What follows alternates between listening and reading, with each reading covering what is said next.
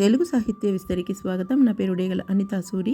ఇవాల్టి కవితా శీర్షిక యోగమాయ.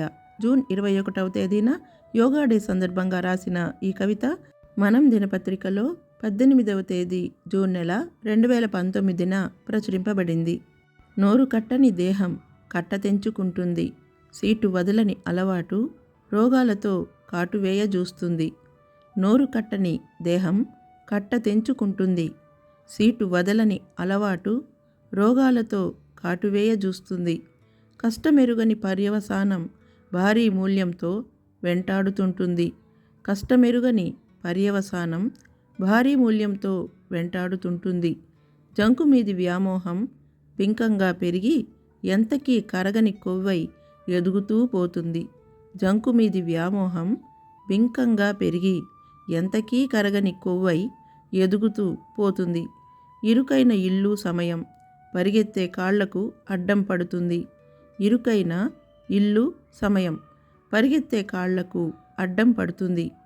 ప్రతికూలతలెన్నున్నా ప్రయత్నిస్తే ఫలితముంటుంది. ప్రతికూలతలెన్నున్నా ప్రయత్నిస్తే ఫలితముంటుంది. బిగదీసుకున్న నరాలను సాగదీసి సానపెడితే, బద్ధకాన్ని పక్కకు నెట్టి ఒద్దికగా సాధన చేస్తే, బిగదీసుకున్న నరాలను సాగదీసి సానపడితే, బద్ధకాన్ని పక్కకు నెట్టి ఒద్దికగా సాధన చేస్తే ఆరోగ్య యోగం మనదవుతుంది. ఆహ్లాద జీవితం మళ్ళీ పలకరిస్తుంది. ఆరోగ్య యోగం మనదవుతుంది. ఆహ్లాద జీవితం మళ్ళీ పలకరిస్తుంది.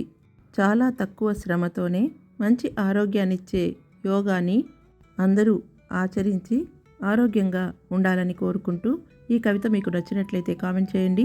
మీ బంధువులకు, స్నేహితులకు ఈ వీడియో లింక్ని షేర్ చేయండి, లైక్ చేయండి. మరిన్ని వీడియోల కోసం మా తెలుగు సాహిత్య విస్తరి ఛానల్ని సబ్స్క్రైబ్ చేసుకోండి. మరొక ఆసక్తికరమైన వీడియోతో త్వరలో మళ్ళీ కలుద్దాం. అంతవరకు సెలవు. నమస్తే.